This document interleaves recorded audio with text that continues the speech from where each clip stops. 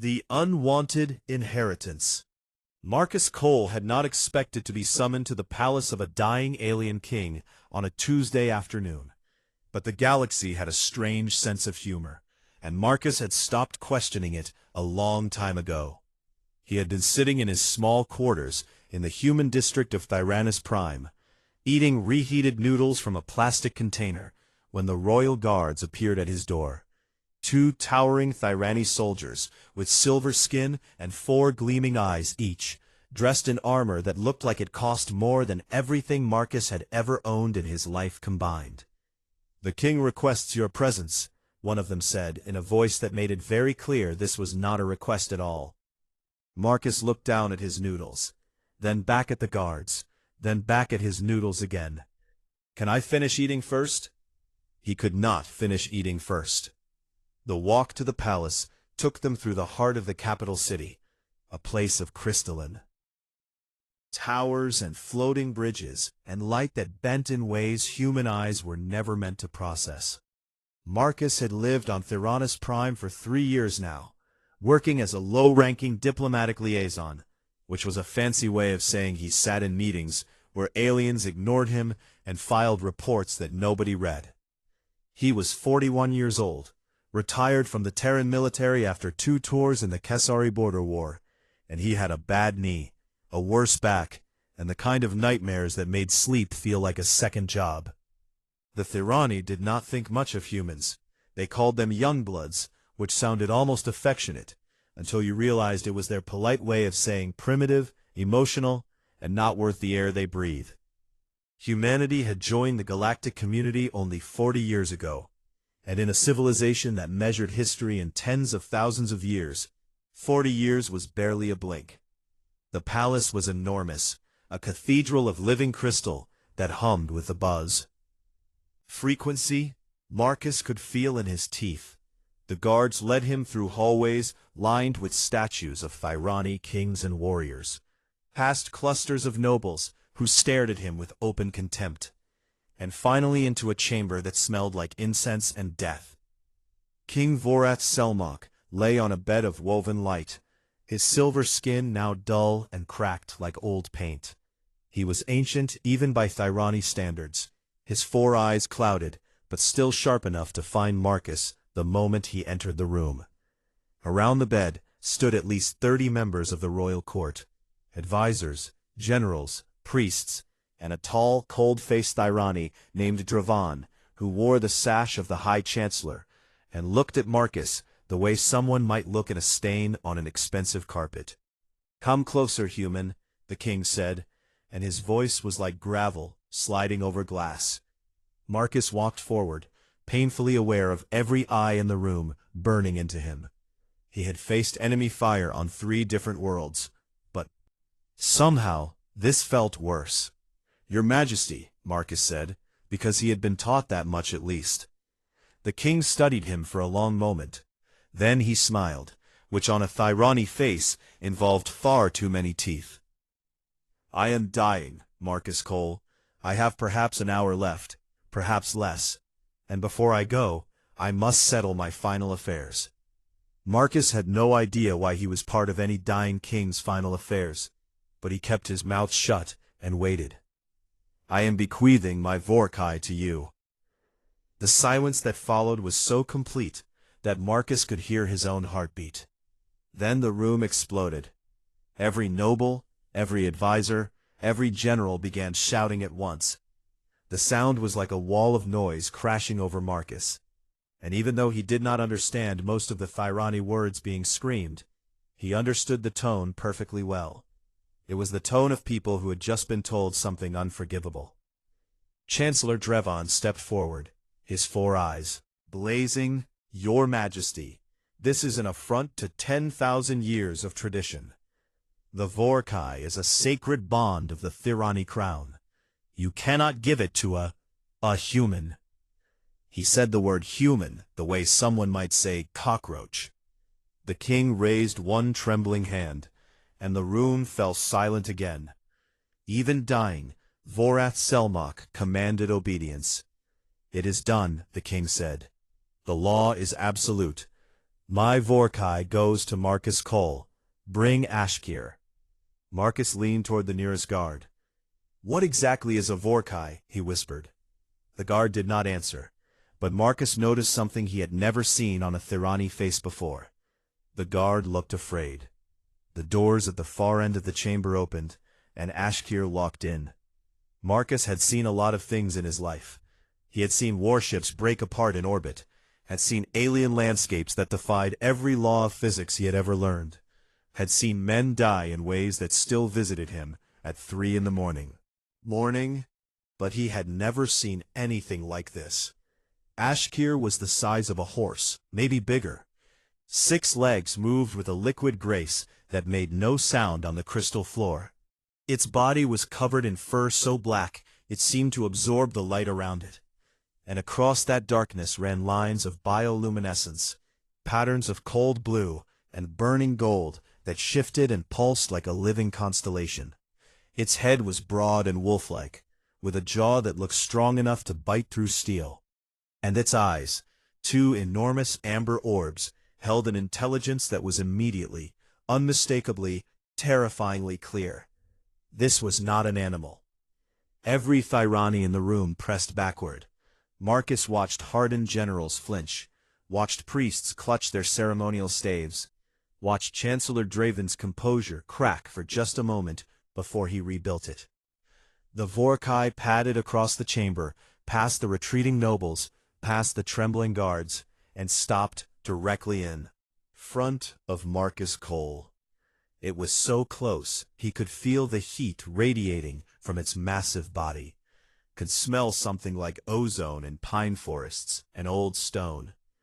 Marcus looked up into those amber eyes and felt something shift inside his chest, a recognition he could not explain, as if some ancient part of his brain had just woken up and whispered, "Oh, there you are." Then Ashkir opened its mouth, and in a voice that was deep and resonant and spoken in perfect, flawless English, it said, "I have waited long for you, soldier." Nobody moved, nobody breathed. Marcus was fairly sure his own heart had stopped. A Vorkai had just spoken a human language, something that should have been impossible, something that the expressions on every Thyrani face confirmed had never happened before in recorded history. Marcus stared at the enormous alien wolf. The enormous alien wolf stared back. From the bed, King Vorath laughed softly, one final satisfied sound, and then the light left his 4 eyes, and he was gone. The room erupted again, shouting, accusations, demands. Chancellor Drevon was already calling for the royal guard. Priests were invoking ancient laws. Someone was crying. Marcus stood in the middle of all of it, a retired human soldier with a bad knee and cold noodles waiting for him back home, looking up at a building-sized alien predator that the entire planet apparently hated and feared, a creature that had just spoken to him in his own language with the calm familiarity of an old friend. "I should have stayed retired," Marcus muttered. Ashkir's massive ears twitched, and something that might have been amusement flickered in those golden eyes. "No," the Vorkai said quietly, so only Marcus could hear. H1, the Pariah, and the Beast. They gave Marcus 6 hours to leave the palace grounds, which was generous by Thyrani standards and insulting by every other. Chancellor Drevon had moved fast. Within minutes of the king's death, he had assembled an emergency session of the ruling council and declared that while the inheritance could not be legally overturned, the new government saw no reason to extend any hospitality to the human who had received it. Marcus's diplomatic credentials were suspended pending review. His already small stipend was frozen, and his quarters were reassigned to a storage unit in the lower alien district, the part of the capital where the species nobody wanted lived in buildings nobody maintained. Marcus packed his things into a single duffel bag, which told you everything you needed to know about how much he owned, and walked out of the human quarter with a 6-legged alien wolf the size of a delivery truck padding silently behind him. The streets cleared as they moved through the city. Thyrani's citizens pressed themselves against walls, ducked into doorways, pulled their children close. Marcus had seen this kind of fear before, in war zones where civilians scattered at the sound of engines, and it made something old and heavy turn in his stomach. "They are afraid of you," he said quietly. "They have always been afraid of me," Ashkir replied, his deep voice barely above a rumble. "The Thyrani believe Vorkai are omens of death and ruin. When plagues came, they blamed me. When wars were lost, they blamed me. When the king's own son died in an accident, they whispered that I had cursed the bloodline. Did you? I am a wolf, Marcus, not a witch." The storage unit turned out to be exactly as bad as it sounded. A concrete box in a row of concrete boxes, tucked between a waste processing plant and something that smelled like burning chemicals. Ashkir to stand inside. So the massive Vorkai curled himself around the exterior of the unit like a living wall, his bioluminescent markings casting soft blue light across the grimy street. Marcus sat on the floor of his new home, opened a ration pack, and split it in half. "You do not need to feed me," Ashkir said, one enormous amber eye watching through the doorway. "I can hunt. If you go hunting in the city, they will use it as an excuse to kill you. Eat the ration. It smells terrible." "Welcome to human cuisine." A sound came from Ashkir's throat that Marcus slowly realized was laughter. Over the following days, a routine formed. Marcus would wake before dawn, check the perimeter out of old habit, and share his breakfast with Ashkir. Then he would walk the district, looking for work, while Ashkir waited outside whatever establishment Marcus entered, his presence driving away customers and guaranteeing that Marcus was turned away from every job he applied for. At night they talked. It began simply. Marcus asked questions, and Ashkir answered them. But as the nights grew longer and the conversations grew deeper, Marcus began to understand that the creature curled around his tiny home was something far more extraordinary than anyone on this planet had ever bothered to discover. Ashkir was 812 years old. He had been bonded to 7 Thyrani kings across 4 centuries. He spoke 43 galactic languages fluently, and he was not, as the Thyrani believed, an animal. "The Vorkai are a sentient species," Ashkir told him one night, his voice low and careful, as if sharing a secret he had carried for longer than most civilizations had existed. "We were here before the Thyrani built their first cities. We had our own culture, our own songs, our own understanding of the stars. When the Thyrani rose to power, they offered us a pact, partnership in exchange for protection. We accepted, and for a time, it was good. What happened? What always happens when one partner becomes more powerful than the other. They forgot we were partners. The kings kept the truth of our intelligence as a royal secret, a tool of power. To the common people, we became beasts, symbols, weapons, things to be feared and controlled. I watched it happen over centuries, Marcus. I watched my people become myths in the eyes of those we had once called friends." Marcus sat with that for a long moment. The weight of it was staggering. 800 years of watching your own kind be reduced from people to pets, from partners to property. "Why did the king give you to me?" Marcus asked. "Of all the beings in the galaxy, why a human?"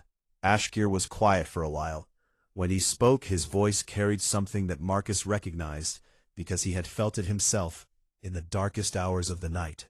It was loneliness, old and deep and vast. "I asked him to," Marcus blinked. "You asked him?" "I have studied your species for decades, Marcus.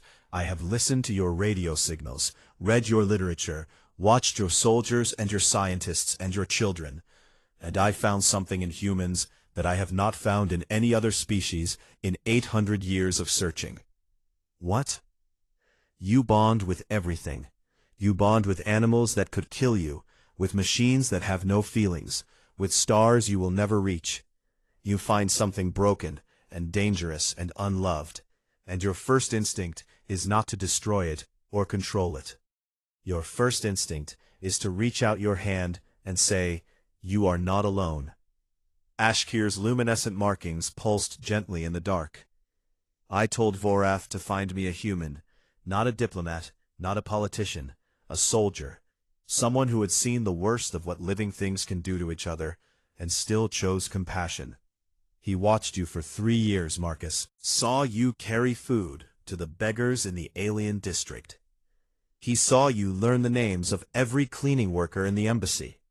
He saw you sit with a dying Kisari prisoner and hold his hand until the end, even though the Kisari had been your enemy."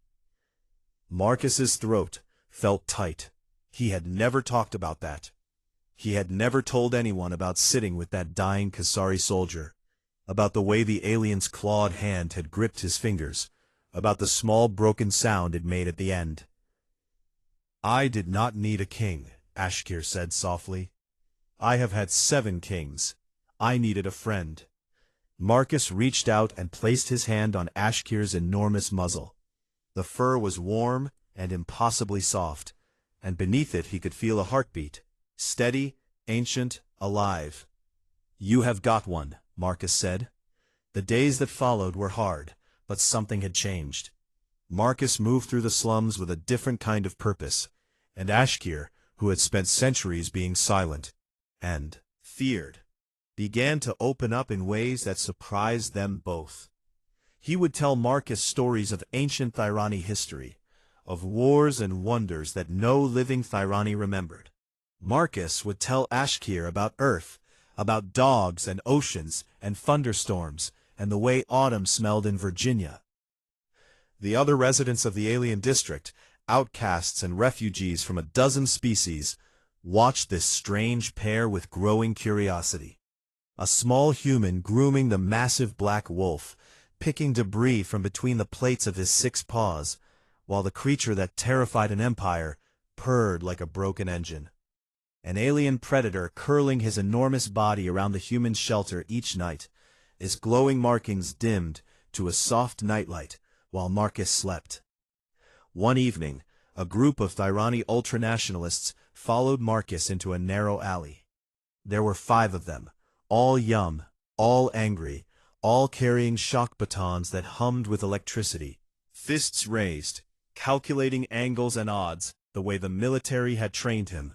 When the shadows behind the Thyrani moved, Ashkir materialized from the darkness like a nightmare given form. All 6 legs were splayed wide, his body blocking the entire alley, his bioluminescent markings blazing with a light so bright it turned the alley blue-white. His lips pulled back from teeth the length of combat knives, and a growl rose from his chest that Marcus felt in his bones. The Thyrani froze. Ashkir lowered his massive head to their level, amber eyes burning, and spoke to them in their own language, his voice the calm, measured tone of something that had been killing things since before their grandparents were born. "He is mine.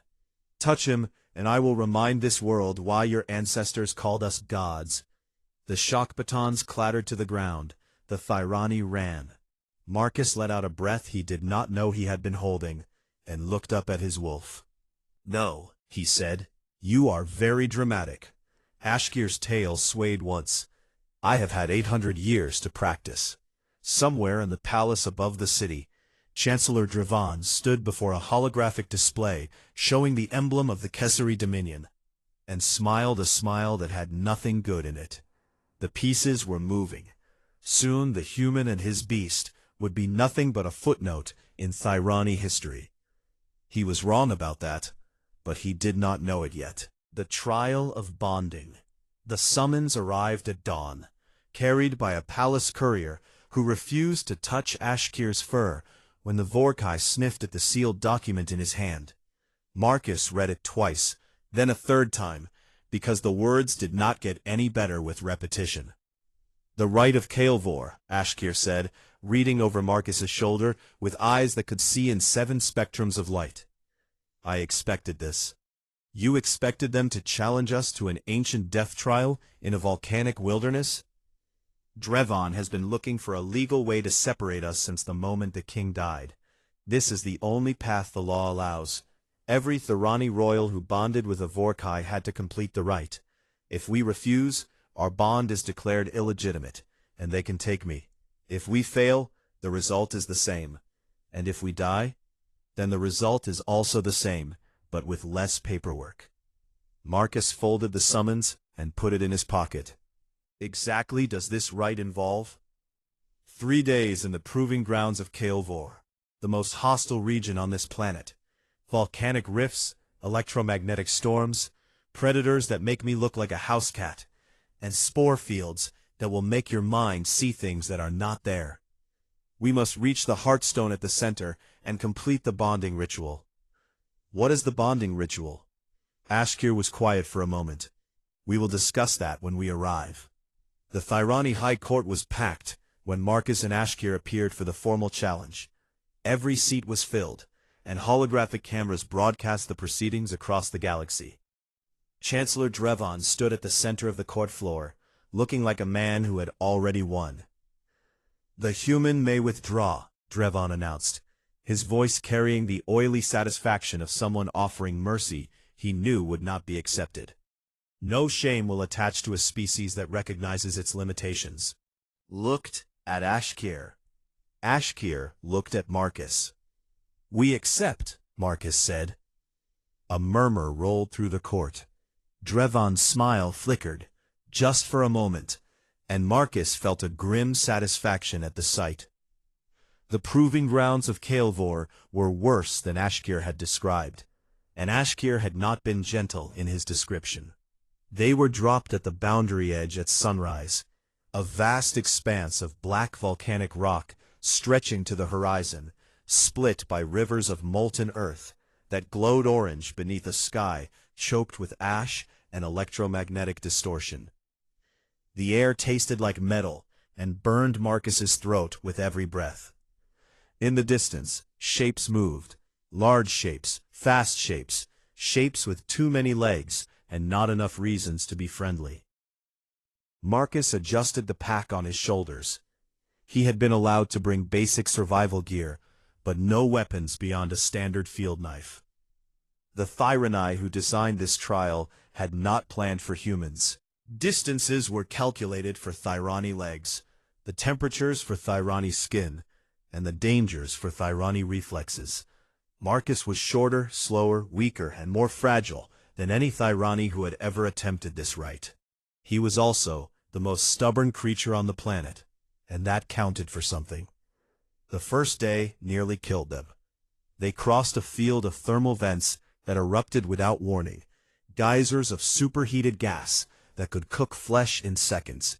Marcus mapped the pattern by watching the ground for microtremors, the way he had learned to read terrain for buried explosives during the war.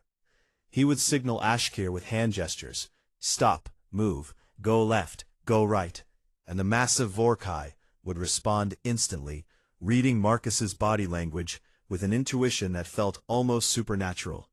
When they reached the far side of the vent field, they encountered their first predator, a creature Ashkir called a Rek'Thai, which was essentially a 20-foot armored snake with legs and a very bad attitude.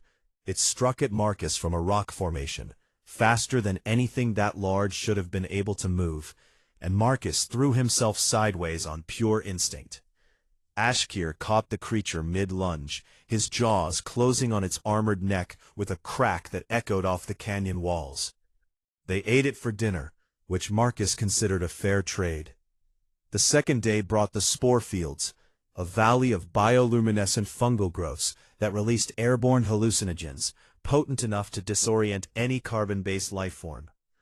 Marcus tore strips from his shirt, soaked them in water from his canteen, and tied them over his nose and mouth. It helped, but not enough. By the time they were halfway through the valley, he was seeing things. He saw his squad, the men and women he had served with in the border war, standing in the fungal glow, looking at him with the expressions they had worn when they died. With the burn scars across her face, Sergeant Okafor with the hole in his chest, Private Lin, who had been 19 years old and afraid of the dark. Marcus walked through them. His hands shook and his eyes burned, and his breath came in ragged gasps.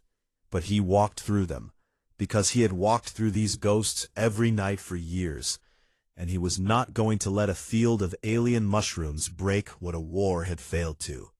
Ashkir pressed close to his side, a warm, solid wall of black fur and steady heartbeat, and Marcus gripped a handful of that fur and held on until the valley was behind them.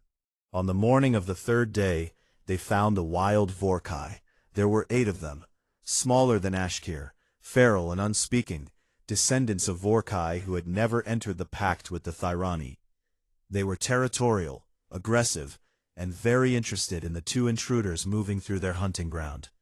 The pack alpha struck first, hitting Ashkir from the side with enough force to send the massive wolf sliding across volcanic rock. Marcus heard something crack, a rib, maybe 2, and Ashkir snarled in pain as the pack closed in around him, 6 against 1, teeth and claws and raw animal fury. Marcus did not think. He did not calculate odds, or weigh options, or consider the fact that he was a human being with a field knife facing a pack of alien predators that outweighed him by several hundred pounds each. He simply moved. He threw himself between Ashkir and the pack alpha, knife in hand, and he screamed. Not a word, not a battle cry, just a raw human sound from the bottom of his lungs. The alpha hesitated, confused by this tiny creature that smelled like prey, but acted like a challenger. Marcus cut it across the nose, a shallow wound, just enough to draw blood and make a point. The alpha reared back. Marcus pressed forward, knife up, eyes locked on the predator's gaze, every cell in his body flooding with the same adrenaline that had kept humans alive since the days when they had faced saber-toothed cats with nothing but rocks and willpower. The pack stopped. One by one, the wild Vorkai lowered their heads, not in fear, but in something older, something written into the deep code of predator species across the galaxy. They recognized what they were looking at, a protector, a creature that would die before it let its pack be harmed. The wild Vorkai withdrew, and Marcus stood there, shaking, bleeding from a dozen scratches, with a field knife in his white-knuckled fist, until he was sure they were gone. That, Ashkir said from behind him, his voice strained with pain and something that sounded like awe, has never happened in the history of this planet. What, a human scaring off wolves? A bonded partner stepping between their Vorkai and death. The Thyrani kings always let me fight alone. You are the first one who ever stood in front of. Marcus helped Ashkir to his feet, checked the cracked ribs as best he could, and they limped together toward the Heartstone.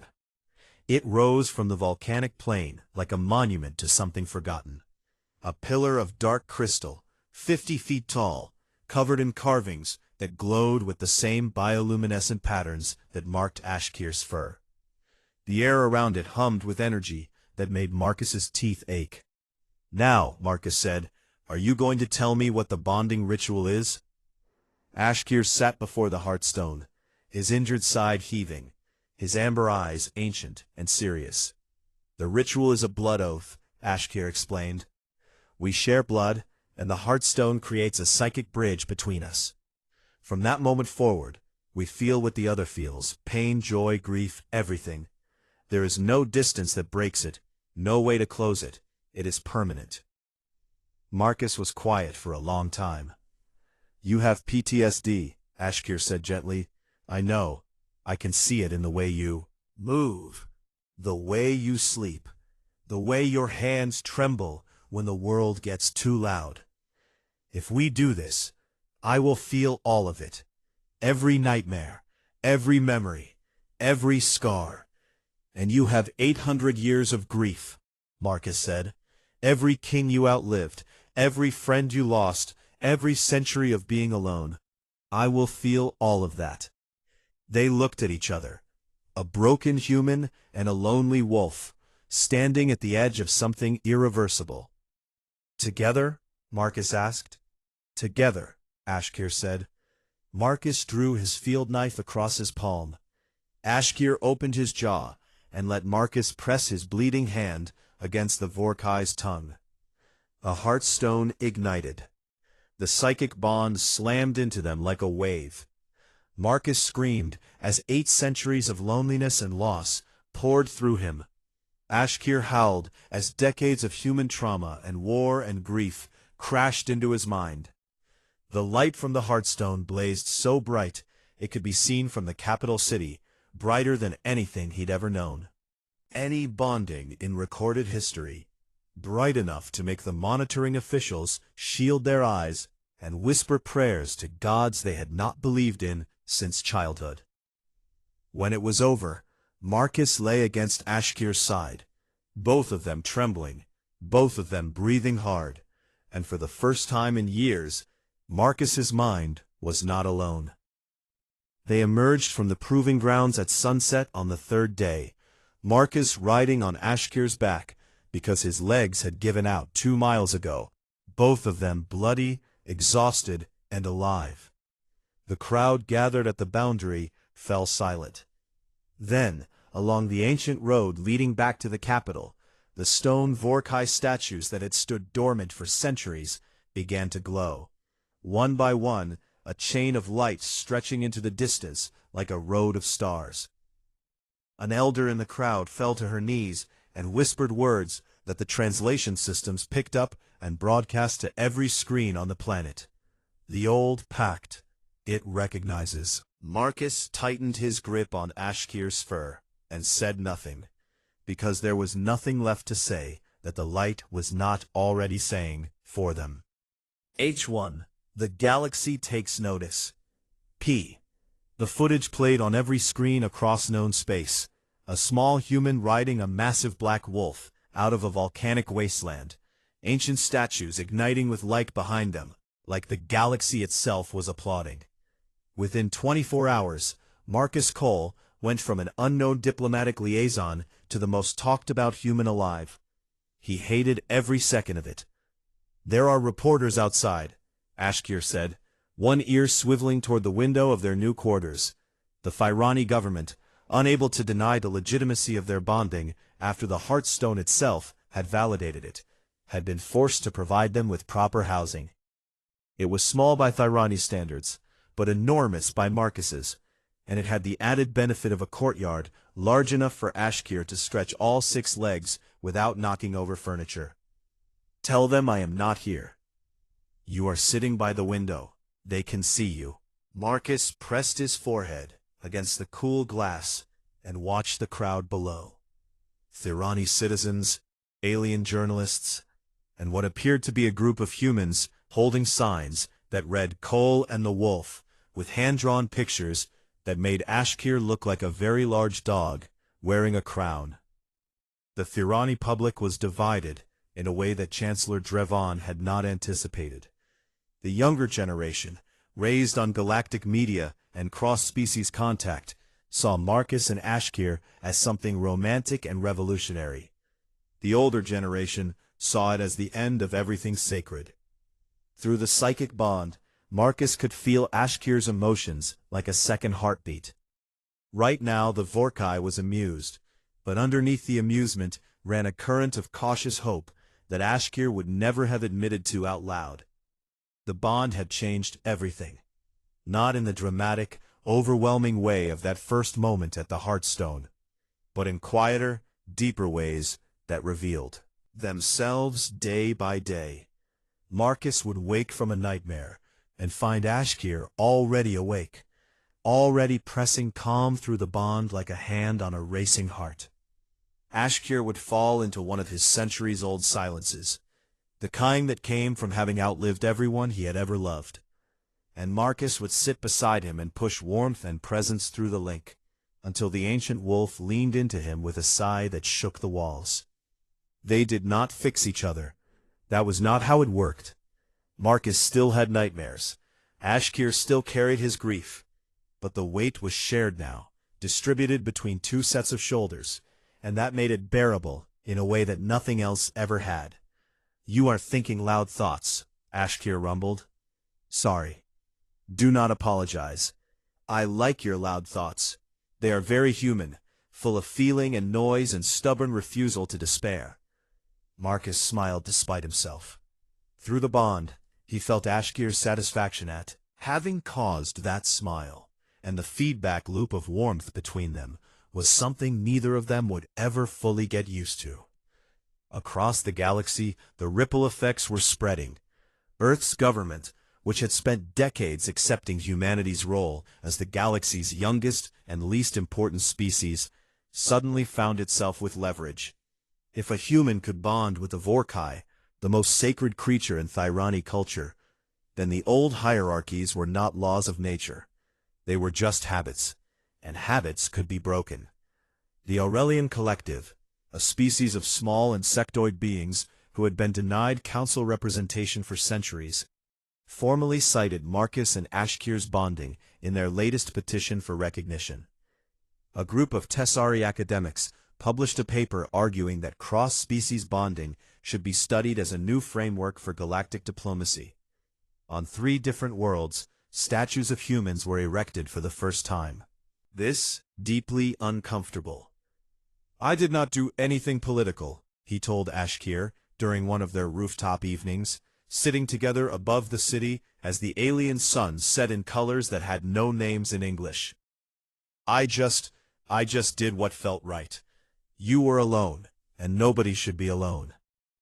That, Ashkir said, is exactly why it is political. In a galaxy built on hierarchy and separation, the simple act of caring for someone others have discarded is the most revolutionary thing a being can do. Chancellor Drevin watched all of this from his office in the palace, and felt his carefully constructed world cracking beneath his feet. The bonding had been supposed to fail. The Rite of Kael'vor had killed 3 Thyrani royals in its history. A human should have died in the first hour. Instead, the human had not only survived, but had created a bond so powerful that the ancient Heartstone had responded in ways not seen since the original pact. Drevin was not a stupid man. He was a cruel man, a proud man, and a man who believed with absolute certainty that the Thyrani were superior to every other species in existence. But he was not stupid. He knew that if Marcus and Ashkir were allowed to remain, the old order would crumble. Already, the younger Thyrani were questioning traditions that had been unassailable for 10,000 years. Already, lesser species were lifting their heads and asking why they should stay small. So Drevon made a call to the Kessari Dominion, humanity's old enemy, the species Marcus had fought against in the Border War. The Kessari were predators in every sense of the word. Their intelligence division had already identified the psychic bond between Marcus and Ashkir as a potential weapon template. If they could capture the Vorkai and reverse-engineer the bonding process, they could create an army of psychically linked soldiers, the most powerful military force the galaxy had ever seen. Simple. Drevon would weaken the planetary defense grid. The Kessari would launch a surgical strike on the capital. Marcus and Ashkir would be captured or killed, and Drevon would emerge from the chaos as the leader who restored order and tradition. The Kessari fleet entered Thyrani space on a morning that began like any other.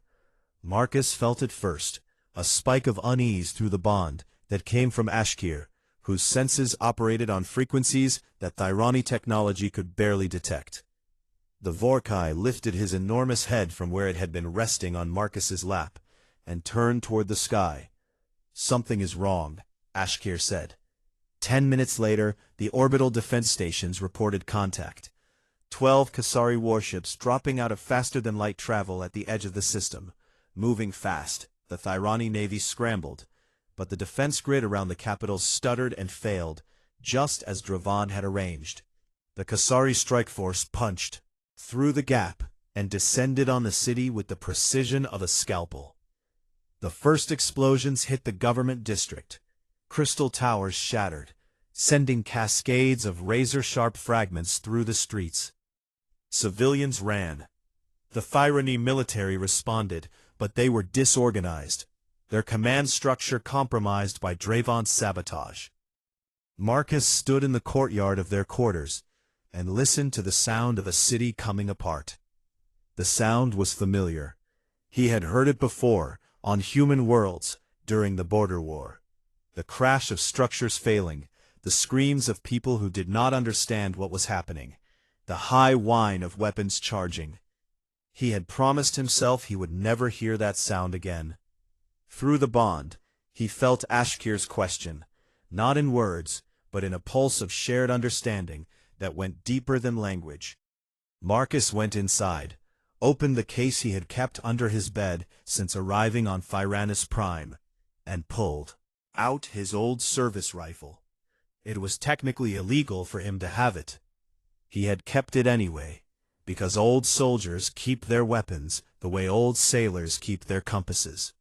Not because they plan to use them, but because the world is unpredictable, and some habits keep you alive. He checked the charge, chambered around, and walked back outside.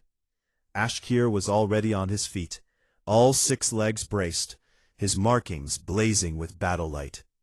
Through the bond, Marcus felt the Vorkai's ancient combat instincts surging to life, and his own military training rose to meet them. 2 minds, 2 lifetimes of experience, merging into a single devastating awareness. The slum dwellers were gathering, the outcasts and refugees from the alien district, Aurelians and Tessari, and half a dozen other species that the Thorani had ignored and marginalized for generations. They had weapons, improvised, scavenged, crude, but they had them, and they were looking at him. Marcus. They came for us, an old Aurelian said, her compound eyes reflecting the fires spreading across the city. You and the wolf took us in when nobody else would. We will fight. Marcus looked at this ragtag collection of the galaxy's forgotten and felt something crack open in his chest. It was not sadness. It was something fiercer, something that burned like a star.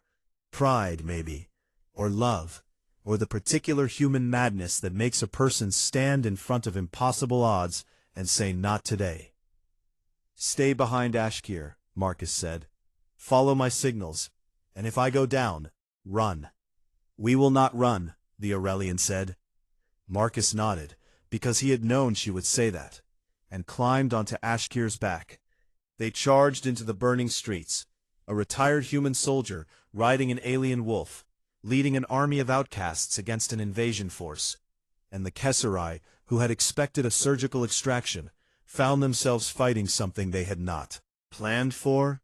Then a sound erupted from beneath the palace, a frequency that cut through the chaos like a blade. Ashkir's legs buckled mid-stride, and the massive Vorkai crashed to the ground with a howl of agony that Marcus felt in every nerve of his body. The psychic bond turned into a channel of pure pain, white-hot and blinding. Draven had activated the suppression device, an ancient weapon hidden beneath the palace, built millennia ago when the Thyrany had first subjugated the Vorkai. It targeted the psychic frequencies of the Vorkai species and turned them into instruments of torture.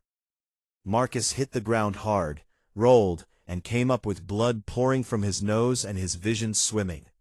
Through the bond, he could feel Ashkir screaming, not with his voice, but with his mind, a sound that had no frequency but filled Marcus's skull like shattered glass.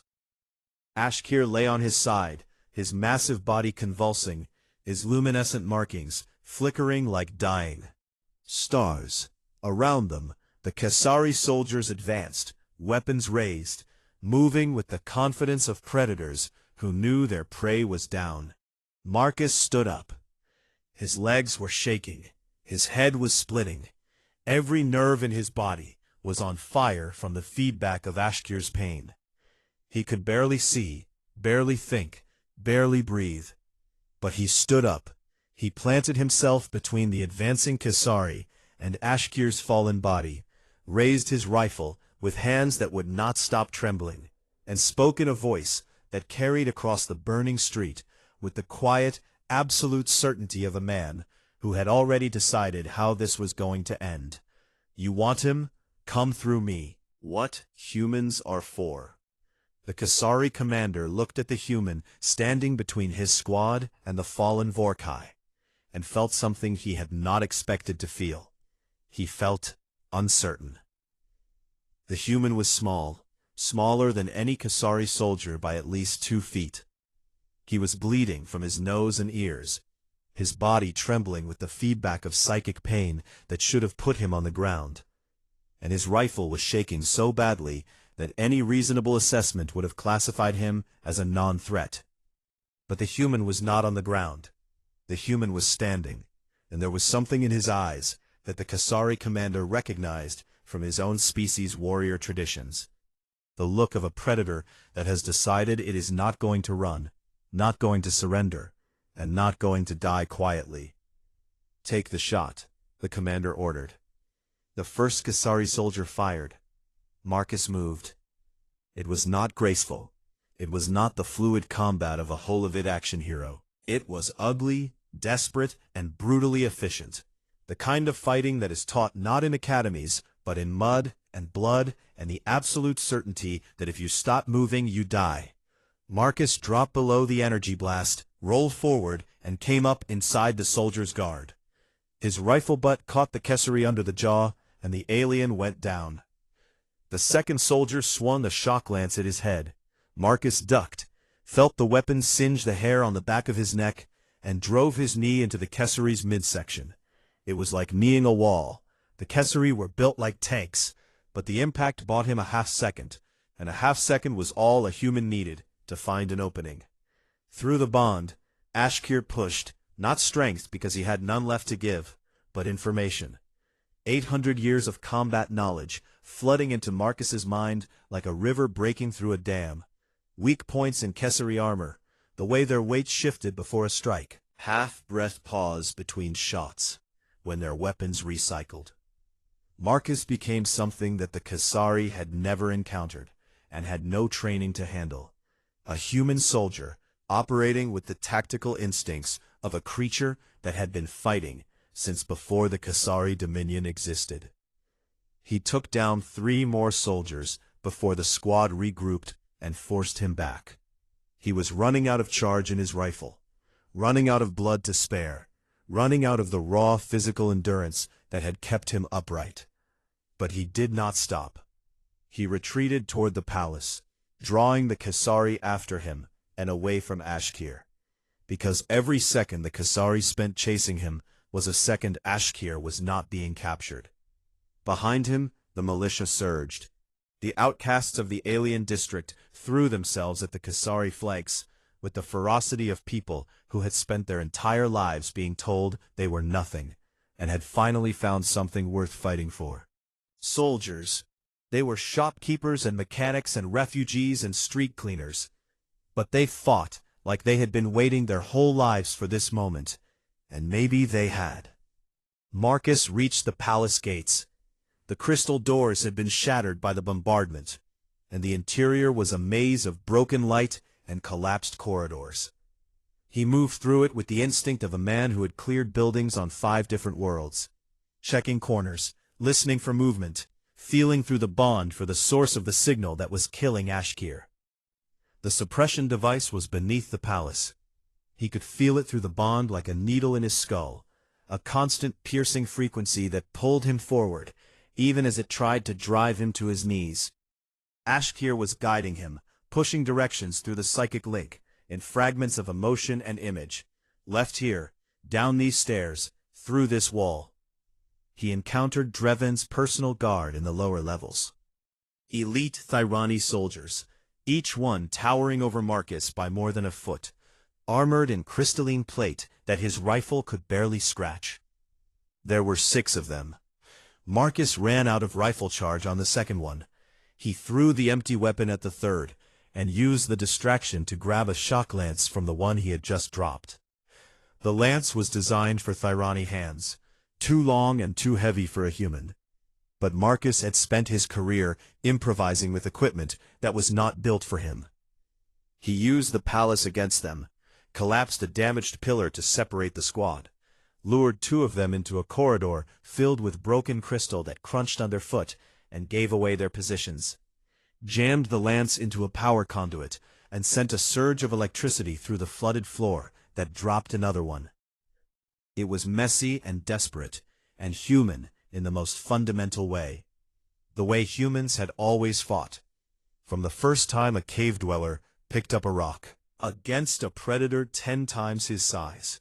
Not with superior strength or speed or technology, but with the stubborn, creative, relentless refusal to accept that the fight was over.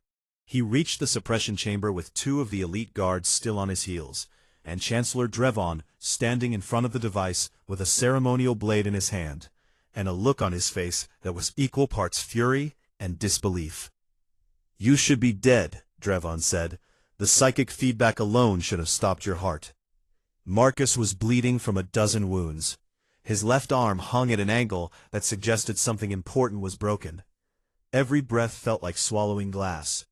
Through the bond, he could feel Ashkir fading, the ancient wolf's life force dimming as the suppression device tore at his psychic centers.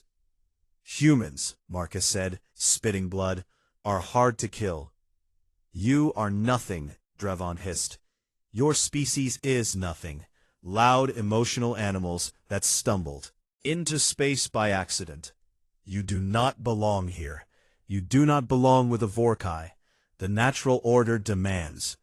"The natural order," Marcus interrupted, "can go to hell." He charged. Drevon was faster. The Chancellor's blade caught Marcus across the chest, opening a wound that would have ended most fights. Marcus did not stop. He grabbed Drevon's wrist with his one working hand, twisted with everything he had left, and headbutted the Thyrani in the face with the kind of desperate, graceless violence that no species in the galaxy expected from the primitive youngbloods. Drevon staggered. Marcus threw himself past the Chancellor and hit the suppression device with his bare fists. The machine was ancient, built from crystal and metals that predated modern Thyrani civilization. Marcus's hands broke against it. He could feel the bones in his fingers cracking, could feel the blood making his grip slick. He did not stop, and through the bond, he screamed without words, pouring every ounce of human stubbornness and fury and love into the psychic link, letting Ashkir feel all of it, letting the ancient wolf know that his human was still fighting, was still here, was not going to let him go. The device shattered. The suppression field collapsed like a held breath being released, and from somewhere above, from somewhere that felt like the heart of the world itself, Ashkir roared. The sound was beyond anything the city had ever heard. It shook the palace foundations. It cracked windows across the capital. It reached into the deep places of the planet where old things slept and old promises waited. And the Vorkai statues, the ancient stone figures that had lined every major road and plaza in the capital for 10,000 years, began to break open. From within the stone, living Vorkai emerged, dozens of them, sealed in stasis since the first betrayal, since the Thyrani had broken the original pact and reduced their partners to property. They were smaller than Ashkir, but no less magnificent, their fur ranging from silver to deep crimson, their bioluminescent markings blazing with light that had been held in darkness for millennia. They had been waiting for the pact to be renewed, waiting for a bond strong enough to wake them, waiting for someone to prove that partnership between species was still possible. The Vorkai descended on the Kessari fleet with the fury of a species that had been imprisoned for 10,000 years. The battle was over in minutes. Warships that had threatened an entire planet were brought down by creatures that moved like living lightning, that tore through hull plating with jaws that had been designed by evolution to crack continents.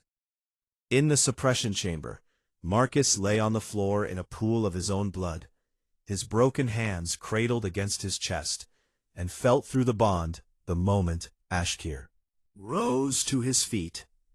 He felt the old wolf's strength returning, felt the joy and grief and overwhelming relief of an ancient being hearing the voices of his people for the first time in millennia.